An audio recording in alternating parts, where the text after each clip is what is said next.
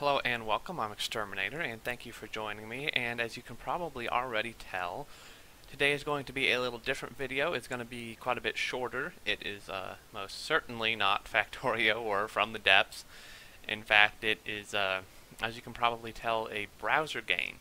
And it's not going to be a game that I'm doing a Let's Play on because, well, first of all, I'm not sure if I'm allowed to, and second of all, it's not the type of game I can really do that with, but what I am going to do is kind of show it off to you guys, and yeah, I just want to let you know that I'm playing it, and ask you to come join if you want to.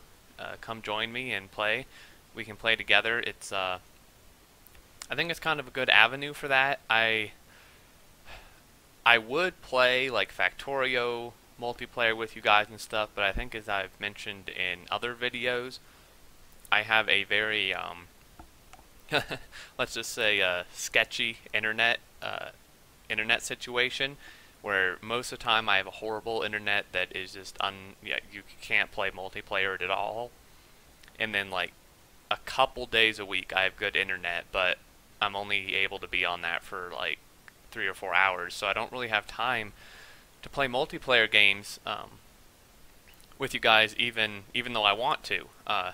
I would love to if I could, but this game, since it's browser based and as you can probably tell, it is text based, I can play it fine on pretty much any internet, except maybe dial up, but who has that nowadays?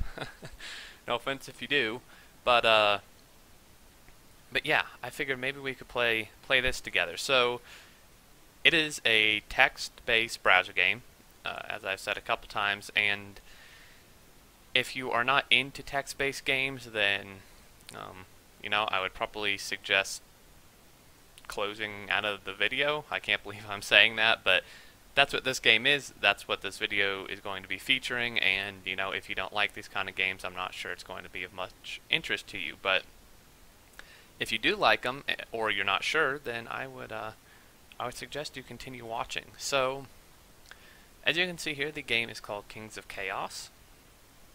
And this game has been around for a long time. It is currently in age 18. It started in age 1. And I first started this game in age 4, which was when I think I was in 5th or 6th grade when I started this in age 4. So that alone was like, I don't know, probably 10 years ago, maybe a little less, maybe like 8 years ago or so, that I started this game, and that was in age 4. There had already been 3 ages before it, and I played all the way till about age 8, and then took a very long hiatus, and started back up last age 17, played most of that, and in playing this age, which started not very long ago actually, started 20 days ago, which isn't very long because the ages are like months and months long, sometimes a year long or a little less or a little more, but yeah, so we can go here. Where to start? Okay, well, first of all, this part here is not part of the base game. This is a feature of a script that the alliance I'm in uses,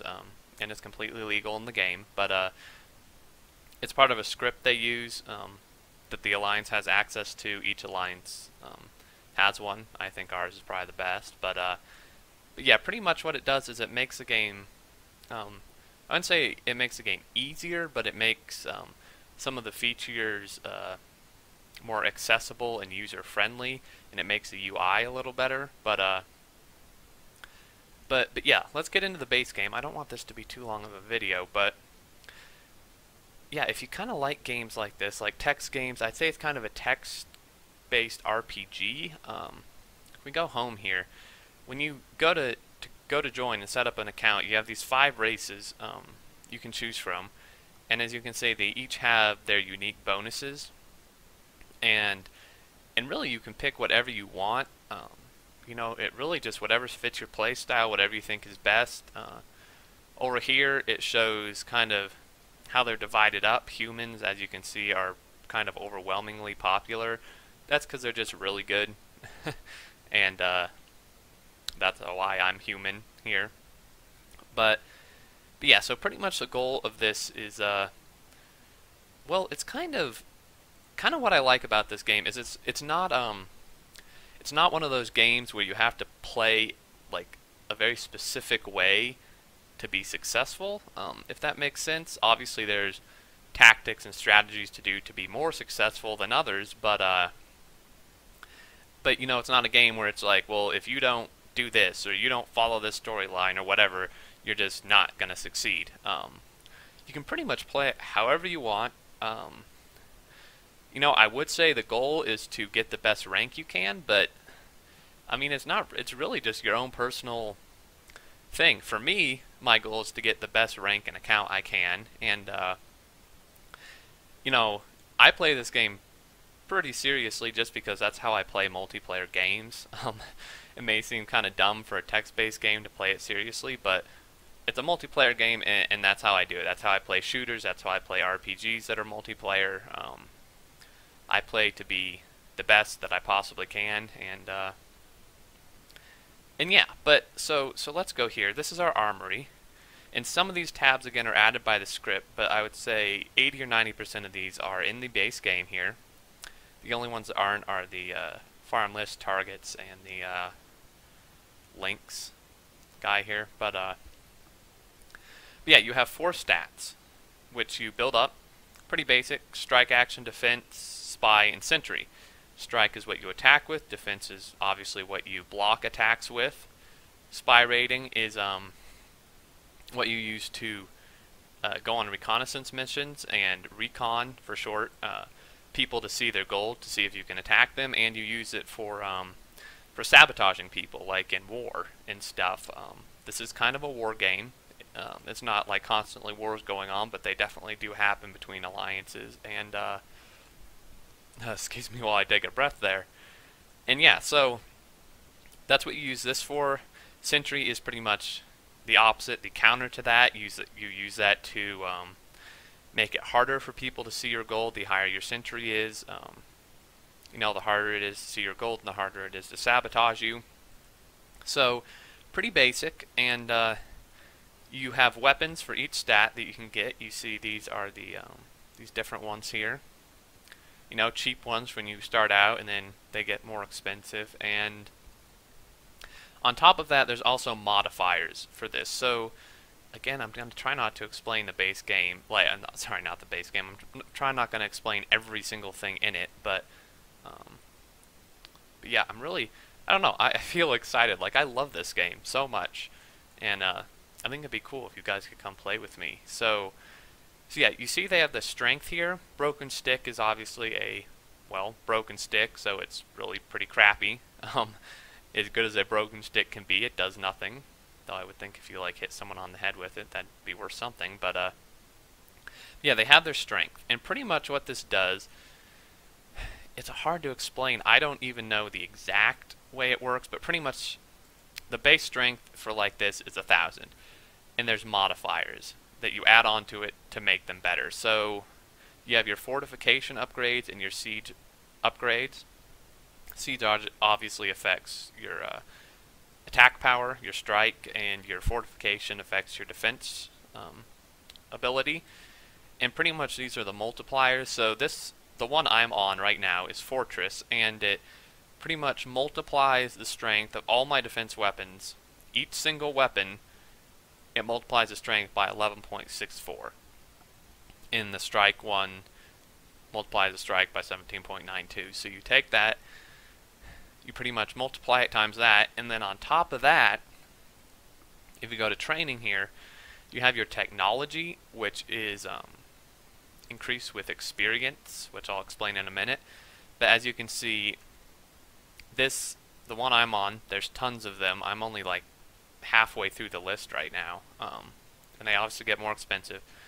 It modifies it by 2.93 for all my weapon types of every stat and everything. And then you have your covert level, which only affects your spy and sentry. It goes up to 15. Obviously starts at 1. I have 15.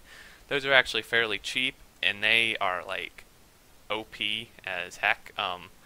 Each time you do it, it increases your spy and your sentry rating by 60%, which is kind of ridiculous. But yeah. So on to experience. That's pretty much gained a couple ways. It's gained from attacking, which I would say is the primary, although not the best way in terms of turns to experience wise. And really quick about turns, you gain a turn every minute, and each minute you gain one attack turn, which is what this is, and an amount of gold. And the amount of gold you get per turn is in direct correlation to the amount of soldiers you have.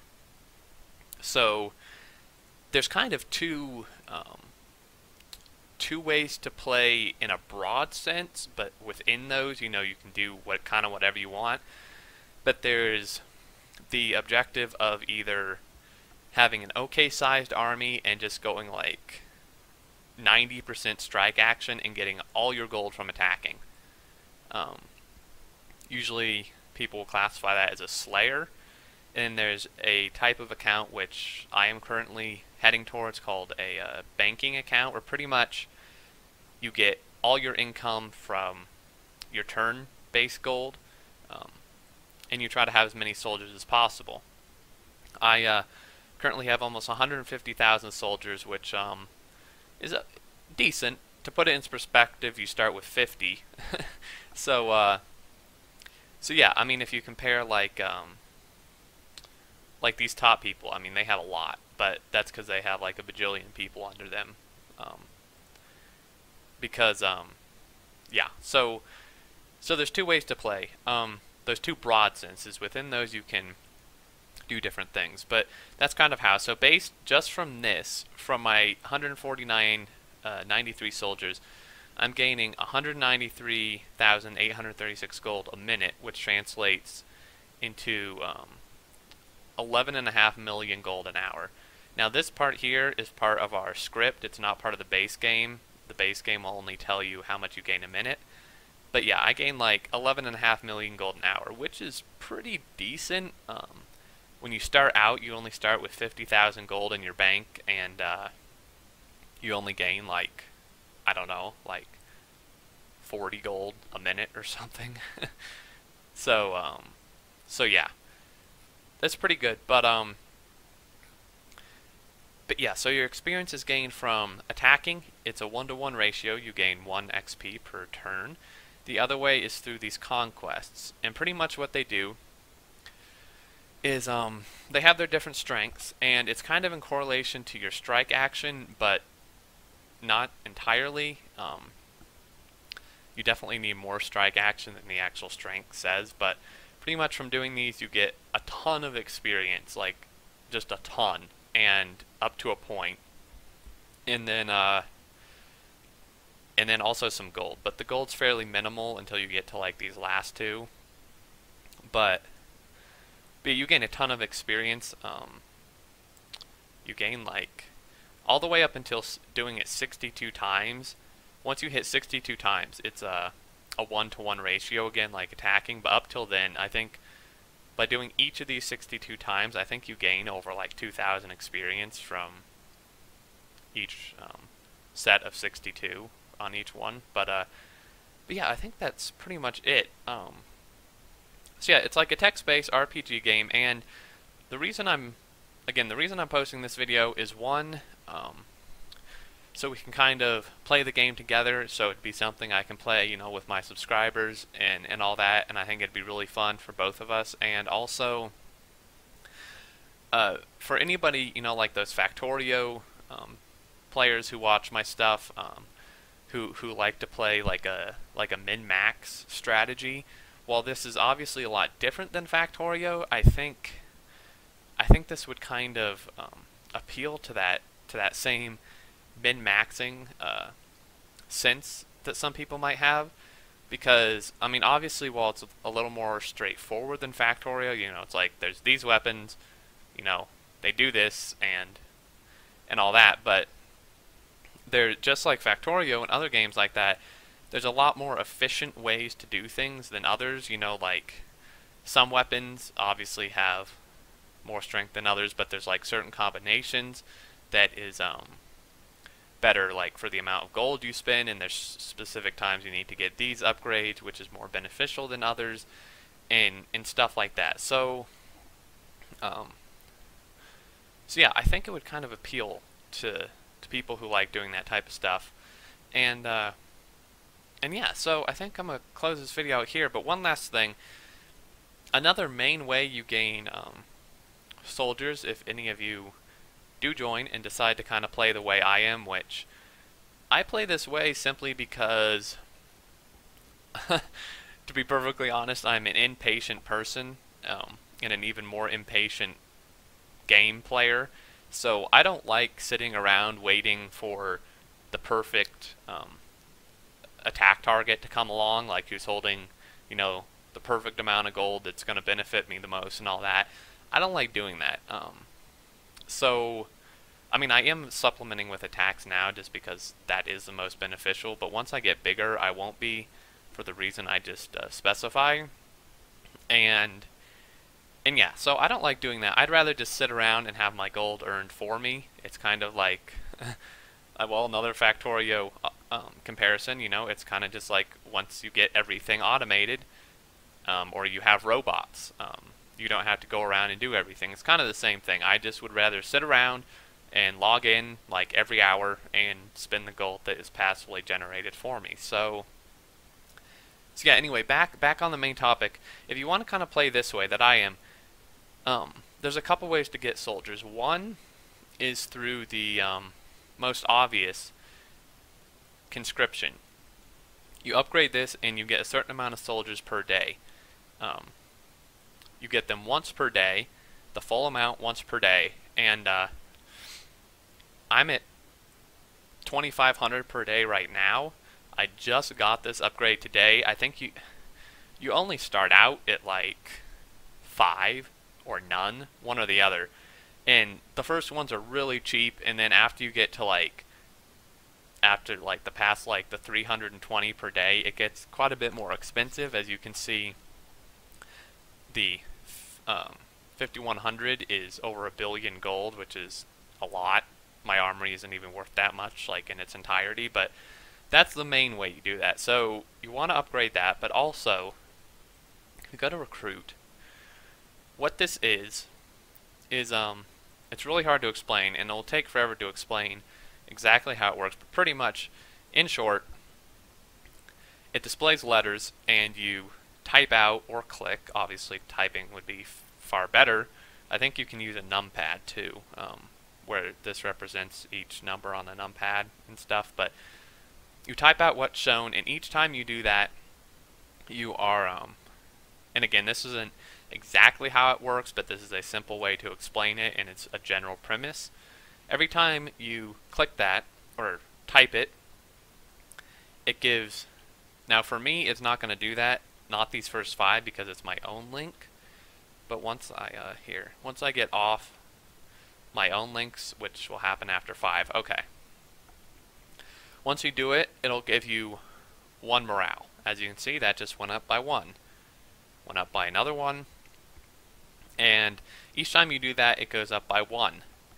And then pretty much how this works is each time I'm doing this, you see it displays a name. I am, in essence, clicking the link of somebody else in the game. And whenever that happens, whenever your link gets clicked, you lose a morale.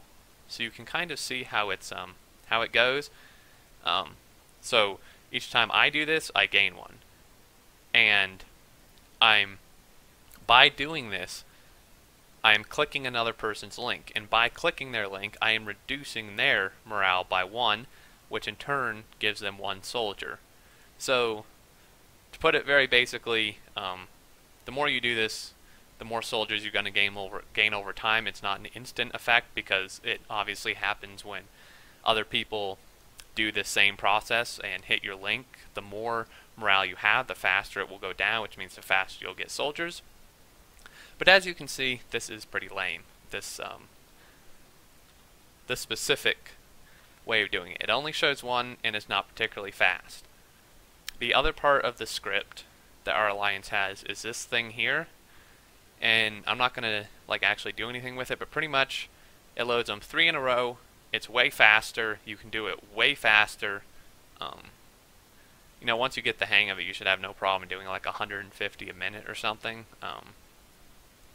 But that's actually like a lot of the way I gained this. I've done that. I've clicked like, I think like 90,000, which seems like a lot, but that was over like 20 days. But that's how I gain most of it.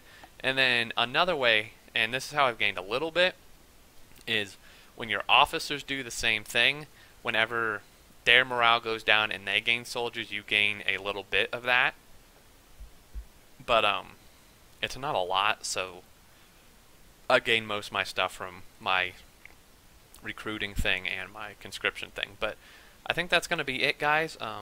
This video is more drawn out than I wanted, as usual, but you know, I hope to see some of you guys come join me. I would really like playing this with you. I would think that some of you at least would enjoy this type of game, and yeah, it can be really quite fun. So you can either just go to www.kingsofchaos.com and join, but I'm going to throw a link in the description to join from, and it would actually be best if you decide to join to use the link that is provided in the description, simply because it helps me out a tiny bit, and it also kind of groups us together by using the link that's in the description. It will make you an officer, and while that may seem like something that is below what I am, it's really not. It's just it's a way to put us in a group. Obviously, you could just join the alliance and not join under anybody at all, but doing this kind of puts us together. We can see each other, and it's like mutually beneficial. So I'm going to put the link in the description. It'll look something like this, or it might be this exact one. So yeah, if you want, you know, join up with that link, and I hope to see you guys in game, and I really look forward to playing with anybody who joins. I think it will be a ton of fun. So if you do join, comment on this video or send me a message in game. This is my username here, and send me a message in game and just let me know that you came from the video. That way I can know that you are from my YouTube channel, and yeah, I think we can have a lot of fun. So I think that's it, guys. As always, thank you so much for watching. I hope you enjoyed, and yeah, I really look forward to seeing you guys in the game. So till next time, I look forward to seeing you, and take care.